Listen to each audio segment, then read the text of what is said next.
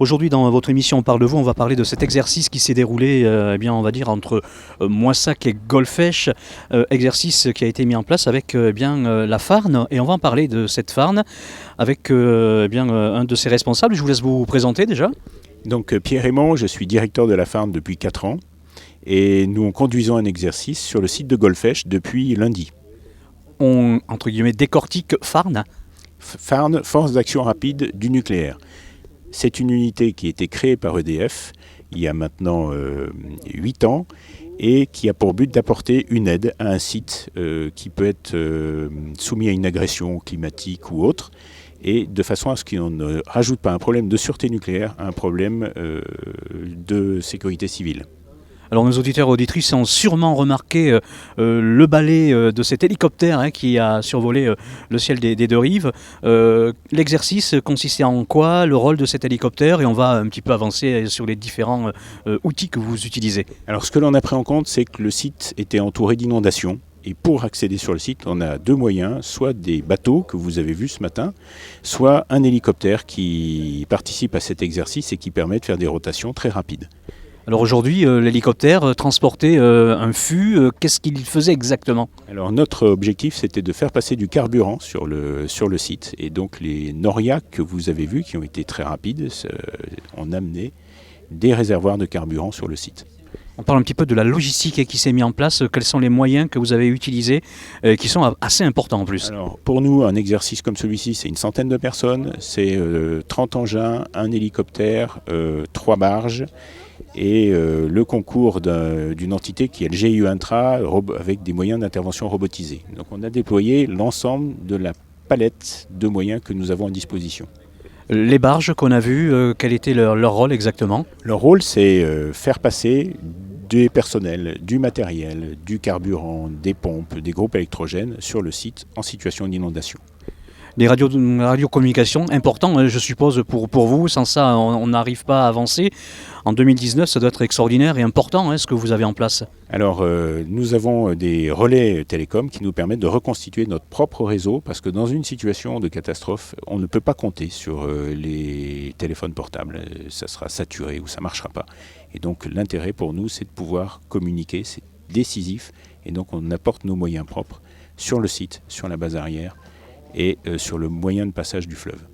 Je vais rentrer un petit peu en profondeur, entre guillemets. Le personnel, quand il intervient comme ça en exercice, il est informé de ce qui va se passer, ou on est vraiment dans des conditions on va dire, réelles ?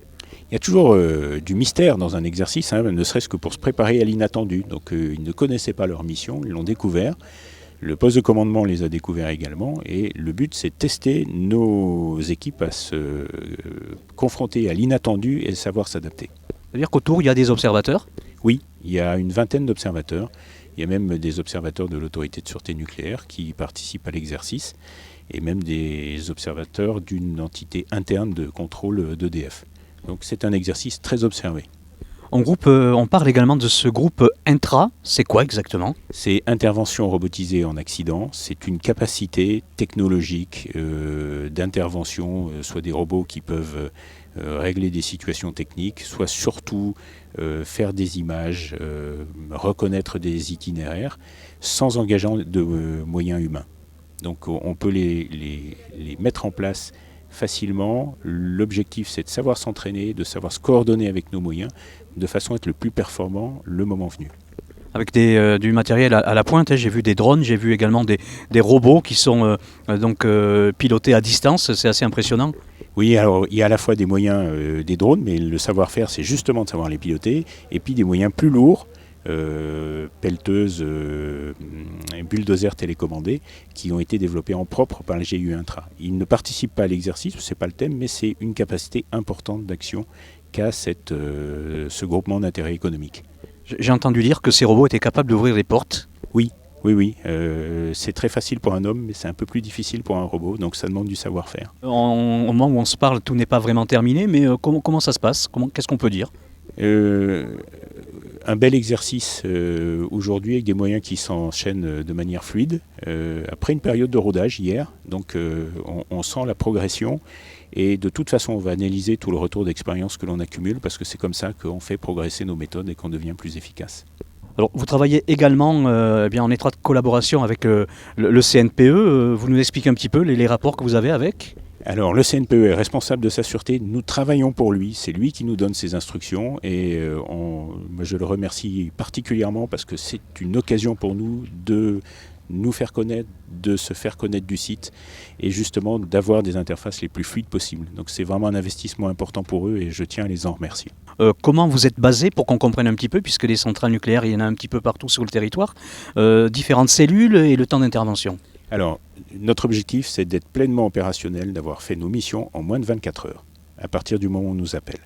Donc, il y a 4 bases régionales sur 4 centres de production nucléaire d'électricité. C'est Dampierre, Palluel, Bugey et Civaux. Et donc, les 4 centres-là sont sollicités, envoyés chacun une équipe. L'idée de cette répartition, c'est d'être bien répartis sur le territoire national, au centre pour pouvoir aller sur toutes les centrales en moins de 12 heures. Et c'est toute la première partie de l'exercice, c'est-à-dire la progression, rouler sur autoroute, se faire guider par géolocalisation pour justement arriver en temps et en heure sur le site. Merci de nous avoir présenté la Farne. Avec plaisir. VFM, votre radio de proximité sur 88.9.